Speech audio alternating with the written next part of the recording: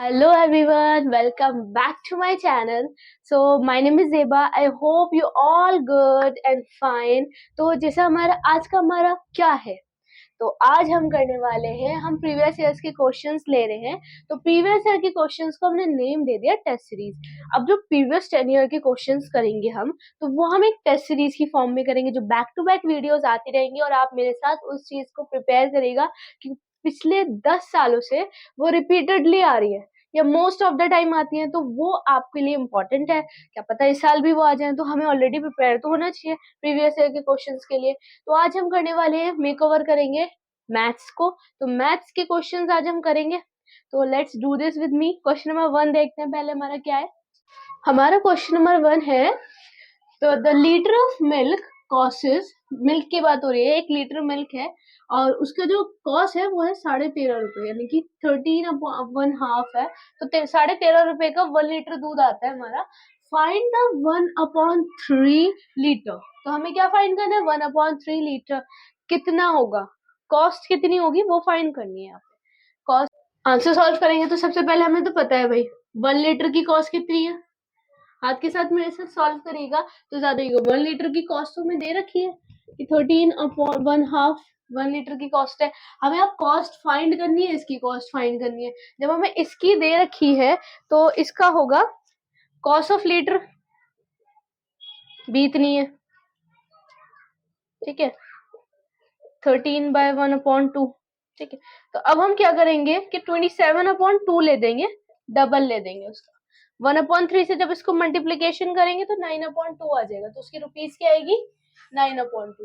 ये कैसे आया, जब आप इससे इसको डबल करोगे ना 27/2 आ जाएगा। जब आप डबल करोगे, जैसे आप डबल करोगे 27/2, 1/3 तो ये था ही, 1/3 से इसको मल्टीप्लीकेशन करोगे, क्रॉस मल्टीप्लीकेशन करेंगे तो ये 9/2 आ जाएगा। तो हमारा ऑप्शन जो भी 9/3 ठीक होगा उस पर हम 9/3 लगा देंगे। अब देखते हैं हमारा क्वेश्चन नंबर 2। हमारा क्वेश्चन नंबर 2 है, रीड करते हैं हमारे साथ। Which of these is an example of cuboid. हमें एक ऐसा एग्जाम्पल बताना है जो क्यूबॉइड की फॉर्म में मैच होता हो। तो आप खुद माइंड लगाइए, क्यूबॉइड की शेप ऐसी होती है, दैट इज द क्यूबॉइड। इसकी लेंथ बड़ी होती है, मतलब हो सॉरी ब्रेथ बड़ी होती है, और लेंथ जो है ये लेंथ होती है यहाँ पे, और ये ब्रेथ होती है। तो लेंथ इसकी जहाँ पे छोटी होगी, दैट लेंथ इसकी छोटी है, ब्रेथ इसकी बड़ी है, उसको हम क्यूबॉइड बोलते हैं, ठीक है। अब उसको हमने जब क्यूबॉइड बोल दिया तो वो क्या होगा, वो हम इमेजिन करो हमारे डेली लाइफ में हम उसको देखते हैं, डेली लाइफ में हम उसको देखते हैं। अभी तो वो कवर है, मान लो यहाँ पे ब्रिक्स, क्या है वो, ब्रिक्स। ब्रिक्स को हम बोलते हैं ईंटें। तो हमारा एग्जाम्पल इसमें आ जाएगा क्यूबॉइड के लिए ब्रिक्स, ठीक है। उसको इससे मैच करेंगे तो ऑप्शन देखना ब्रिक्स आएगा, वरना और अभी अब वहां देखना ऑप्शन के हिसाब से भी हम लोग करते हैं कि कौन सा ठीक रहेगा। क्वेश्चन नंबर 3 देखिए। If the angles of parallelogram की बात हो रही है यहाँ, are equal will convert into, ठीक है। अब एंगल्स है, ठीक है। एंगल जैसे मान लो ट्रायंगल है तो उसका ये वाले एंगल हो गए, है ना। रेक्टेंगल है उसके ये वाले एंगल है। ये बता रहे हैं कि जो कोने के एंगल्स होते हैं वो एंगल्स है पैरेललोग्राम आर इक्वल, सारे एंगल्स जो है वो इक्वल है, ठीक है। क्वेश्चंस को तोड़ तोड़ के पढ़ते हैं। इट विल कन्वर्ट इनटू, अगर वो सब इक्वल है तो वो किस चीज में उसको कन्वर्ट करना है हमें ये बता दे। तो हमारा आंसर होगा इफ द एंगल्स, इसका लिखना है पूरा, ठीक है, हमें पता होना चाहिए। If the angles of parallelogram, parallelogram को हम ऐसे भी लिखते हैं, ठीक है, डबल डैश बना देते हैं। If the parallelogram are equal then all angles become 90 degree. कैसे हो जाते हैं 90 डिग्री, क्यों। अब एक बात बताइए, 90 डिग्री को हमने ऐसे करके लिया, मान लो आपके पास ये है, ठीक है, तो ये 90 डिग्री है। 90 डिग्री मतलब इक्वल, है ना। डिग्री डी में भी आपको भी देखना, उसमें भी आपको दिखेगा कि ये 90 डिग्री होता है। तो जब एक पैरेललोग्राम के सारे एंगल जब इक्वल हो जाते हैं तो वो 90 डिग्री कहलाता है। तो ये आंसर आएगा। इसमें आपको मैंने एक वो लिख के दे दी है, अगर आपके पास ऑप्शन आएगा तो उसमें आप 90 डिग्री करेक्ट लगाओगे। क्वेश्चन नंबर 3 हो गया। अब देखते हैं क्वेश्चन नंबर 4 है। द टू एंगल्स, दो एंगल है, ठीक है। अभी पता चलेगा फिगर कौन सी है। दो एंगल है अ ट्राइंगल, किसके हैं, दो एंगल ट्राइंगल के हैं। मतलब ट्राइंगल तो होता है ऐसी है, दो एंगल दे रखे हैं उसके, ठीक है। 50 एंड 70, ये मान लो 50 दे रखा है और ये दे रखा है 70। फाइंड द थर्ड एंगल, तो हमें क्या फाइंड करना है, थर्ड एंगल फाइंड करना है। ठीक है, फिगर देखो दोबारा बनाती हूँ। एक ट्राइंगल दे रखा है, क्वेश्चन में पढ़ोगे तो दिखेगा, देखो टू एंगल्स दे रखे हैं ऑफ अ ट्राइंगल, ठीक है, of a triangle and one 50 degree, कोई सा भी 50 डिग्री ले सकते हो, 70 डिग्री। अब बोले थर्ड एंगल आपको फाइंड करना है, जो कि आपको थर्ड एंगल नहीं दे रखा, तो आप थर्ड एंगल कैसे फाइंड करोगे, बहुत इजी है। तो आपने क्या करा, 50 रखा, 50 डिग्री प्लस 70। अब मान लो जो ये है ना, इसको लेट कर लिया एक्स में, और ये पूरा ट्राइंगल कितने डिग्री का होता है, 180। ये बन गई मेरी एक इक्वेशन। मैंने इसको लेट कर लिया x, और ये तो मेरा था 50 और देन 70। अब मैंने पूरा का जो पूरा होता है ना, क्या बोलते हैं, अब पूरा का जो एक साथ लेते हैं वो होता है 180 डिग्री। ठीक है, तो 180 डिग्री इक्वल टू में लिया, ये बन गई एक इक्वेशन, बन गई जस्ट लाइक एक इक्वेशन होती है, वो इक्वेशन हो गई। अब इक्वेशन को सॉल्व करने के लिए मैंने क्या करा, ये x को इधर ले आई। जब इस x को इधर लाऊंगी तो मेरे जो प्लस वाले हैं वो माइनस में चेंज हो जाएंगे, जो माइनस वाले हैं वो प्लस में चेंज हो जाएंगे।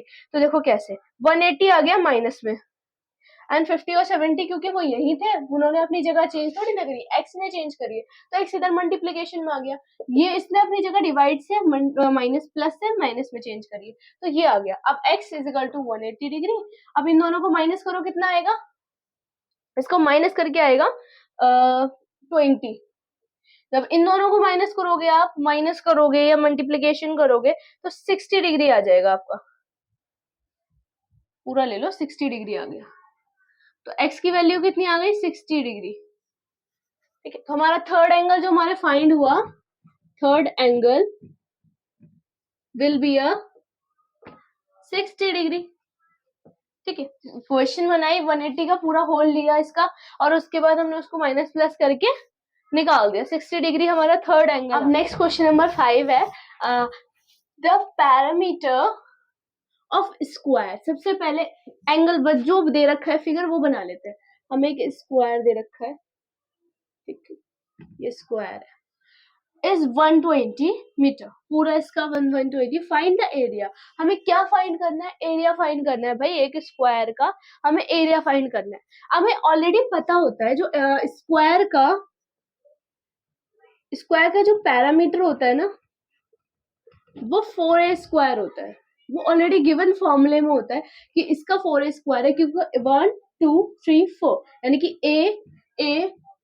a जब इन सबको प्लस करोगे तो 4a स्क्वायर हो जाता है। इस तरीके से इसका फॉर्मूला बना है, जो इसका पैरामीटर गिवन देता है, 4a स्क्वायर हमें ऑलरेडी गिवन है। अब क्या है, हमें क्वेश्चन में 120 भी दे रखा है ना, 120 दे रखा है, तो मैंने यहाँ लिया 120, और ये किस फॉर्म में, मीटर की फॉर्म में, किस फॉर्म में, मीटर की फॉर्म में दे रखा है, लेकिन मैं मीटर की फॉर्म में ना लेके 120 रखूंगी, 4a स्क्वायर मैंने रखा, जो मुझे फॉर्मूला इसका मिल गया, because of length and breadth को ए जोड़ के मैंने 4a स्क्वायर बनाया। 120 जो यहाँ था ऑलरेडी, उसको इज इक्वल टू में रख दिया, यहाँ पे ये हो गया इनटू में। अभी मैंने क्या करना है, ए को इधर लिया मैं, ठीक है, जब मैं ए को इधर लाई तो इन दोनों को जब मैंने मल्टीप्लाई 4 और इसको जब मैंने करा माइनस, तो 30 आ गया, 30 मीटर। ठीक है, अब 30 मीटर तो मेरा ए आ गया, ए की वैल्यू आ गई 30 मीटर। लेकिन मुझे अब क्या करना है कि मुझे इसका एरिया निकालना है, एरिया होता है ए स्क्वायर। ठीक है, तो मैंने ए का स्क्वायर जब करा 30 स्क्वायर हो गया। अब जब 30 का 30 इंटू 30 होता है, मतलब जब 30 इंटू 30 हुआ, जब 30 इंटू 30 हुआ तो क्या आएगा, 900। मल्टीप्लाई करके देखना, एम सी स्क्वायर में, लेकिन एरिया कभी भी एम स्क्वायर में नहीं होता। ठीक है, तो एस क्यू स्क्वायर, तो हमारा क्या आंसर आएगा एरिया का, 900 क्यू एम स्क्वायर। ठीक है, इतना बात समझ में आया। इसमें हमने क्या करा, सबसे पहले हमने इसका फॉर्मूला लिखा, ए स्क्वायर 4a स्क्वायर को करके इसका फॉर्मूला पुट करके एरिया निकल गया। क्वेश्चन नंबर 6 है, फाइंड द पैरामीटर। इसमें भी पैरामीटर फाइंड करना है एक वॉल का, वॉल मतलब दीवार, तो हमें एक दीवार का पैरामीटर फाइंड करना है। लेंथ उसकी दे रखी है हमें, लेंथ मतलब लंबाई, तो एक ये मान लो वॉल है कोई, और उसकी ब्रेथ भी हमें गिवन है, लेंथ ये रही, ब्रेथ ये रही। लेंथ हमें दे रखी है 12, तो ये कितनी दे रखी है 12, ब्रेथ कितनी दे रखी है 8 मीटर। ठीक है, मीटर में है दोनों। अब हमें क्या करना है, पैरामीटर निकालना है, सिंपल है। हमने क्या करा, सबसे पहले इसका आंसर लिखेंगे, जो गिवन है वो लिख लेते हैं। आप गिवन क्या है, लेंथ है हमें 12 और ब्रेथ हमें गिवन है 8 मीटर। 12 मीटर और 8 मीटर में लेंथ गिवन है, हमें पैरामीटर निकालना है एक वॉल का। तो हम वो कैसे निकालेंगे, सबसे इसका फॉर्मूला होता है 2l प्लस बी, ठीक है, 2l into b, l into b होता है l प्लस बी, इसका ये फॉर्मूला है पैरामीटर का, पैरामीटर का। तो ये फॉर्मूला है। अब मान लो 2 यहाँ रखा, लेंथ कितनी गिवन है 12, पुट करते जाएंगे 8। जब हम इन दोनों को प्लस करेंगे तो क्या आएगा, 12 प्लस 8 और 2 से उसको मल्टीप्लाई कर देंगे, तो 12 प्लस 8 जब करेंगे तो यहाँ आ जाएगा 20। अब जब 20 में इसको मल्टीप्लीकेशन करेंगे तो 40 आ जाएगा, तो 40 मीटर पैरामीटर हो गया इसका। तो ये आ गया हमारा आंसर। तो जो भी इसका होगा लेंथ एंड ब्रेथ, इसकी टोटल लेंथ एंड ब्रेथ कितनी आ गई, 40 मीटर आ गई, यानी कि पैरामीटर हमारा 40 मीटर का है। नेक्स्ट क्वेश्चन देखो, थोड़ा ट्रिकी क्वेश्चंस भी बोल सकते हैं, ये बोल सकते हैं question most of the students को समझ नहीं आता। करना क्या है इस क्वेश्चन में भाई, इसमें पूछा है द नंबर ऑफ प्राइम, ठीक है, नंबर प्राइम नंबर्स पूछे हैं यहाँ पे बिटवीन 1 to 50, यानी कि 1 से लेके 15 के बीच में प्राइम नंबर बताने। अब प्राइम नंबर तो बहुत सारे होते हैं, उन्होंने पूछा सिर्फ एक है। अब एक आप कैसे बता पाओगे, तो ये बच्चे को कंफ्यूज कर देता है। मान लो कभी कभी ऑप्शंस नहीं आते वाले जो आपको लगाने होते हैं, वो देखते कैसे आएगा। सबसे पहले तो पता होना चाहिए प्राइम नंबर कौन से होते हैं। तो प्राइम नंबर 1 to 15 में मान लो 2 भी आता है, 3 भी आता है ना, 5 भी आता है, 7 आता है, 11 आता है, 19 आता है, 23 आता है, 29 आता है, ये प्राइम नंबर है सारे, ठीक है। 29 आता है, 31 आता है, 37 आता है, 41 आता है, 43 आता है, अब आ जाओ 47 आता है। ये 50 तक के बीच में ये आते हैं, ये प्राइम नंबर से सारे। जो 50 तक के बीच में आते हैं वो होते हैं प्राइम नंबर, मतलब 50 तक के बीच में नहीं, बहुत आगे भी आते हैं इसमें, लेकिन जो पूछा है क्वेश्चन में 50 तक के बीच में पूछा, तो प्राइम नंबर है जो 50 तक के बीच में। अब इन्होंने पूछा है कि इन दोनों के बीच में एक बताना है आपको, ठीक है, तो आपको एक बताना है। अब एक बताने के लिए मेरे पास, मैं लिखती हूँ, so the prime number is, number is 15। 1 to 50 के बीच में 15 इज अ प्राइम नंबर, ठीक है। 15 इज अ प्राइम नंबर क्योंकि 15 इसमें गिवन भी नहीं है और हमें करना भी है, तो हमें इन सब के बीच में प्राइम नंबर हमें कौन सा लगा, 15 इज राइट आंसर। तो नेक्स्ट क्वेश्चन है 8, वो देखते हैं। हमारा क्वेश्चन नंबर 9 है, ठीक है। Question number 9, cost of double bed is, ठीक है, यहाँ पे डबल बेड है उसकी कॉस्ट हमें गिवन है, वो ये रही, इनकी 28,000, 28,000 हमें बेड, डबल बेड की प्राइस हमें पता है, कॉस्ट पता है। अब यहाँ पर एक सोफा, एक डबल बेड बोल दिया आपको और एक सोफा, ठीक है, उसकी कॉस्ट हमें गिवन है 18,235। ये हमें किसकी गिवन है, सोफा की गिवन है कॉस्ट। अब हमें यहाँ पे टेबल की भी गिवन है, टेबल की गिवन है 7,935 हमें टेबल की गिवन है। तो हमारी 3 चीजें हैं, डबल बेड है, सोफा है एंड टेबल है, उन तीनों की कॉस्ट हमें गिवन है। आप क्वेश्चन पूछ क्या रहे हैं भाई, तीनों चीजों की तो दोनों हमें बता दी। अब क्वेश्चन पूछ रहा है how much money that I need to pay by all the 3 items, मतलब हमें कितने पैसे चाहिए जो हम इन तीनों आइटम्स को परचेज कर पाए, खरीद पाए, ठीक है। तो हमें ये 3 आइटम्स के लिए कितने पैसे चाहिए, सबसे पहले हमें आंसर में ही मोस्ट ऑफ, बहुत इजी क्वेश्चन है लेकिन आता है नंबर चेंज हो जाते हैं तो कंफ्यूजन भी हो जाती है। तो ये इसमें देखो, हमें सबसे पहले लिखना है कॉस्ट ऑफ डबल बेड कितनी दे रखी है, बेड की दे रखी है 18,000, 28,000, ठीक है, रुपीज।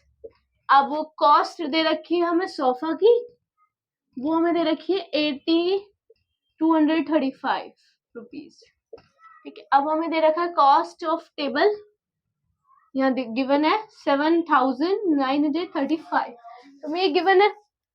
अब हमें पूछा उसने सिंपल यही है कि इन तीनों परचेज करने के लिए हमें कितने चाहिए, तो हमें क्या करना है, टोटल कॉस्ट डालना है यहाँ पे और तीनों को ही प्लस कर देना है।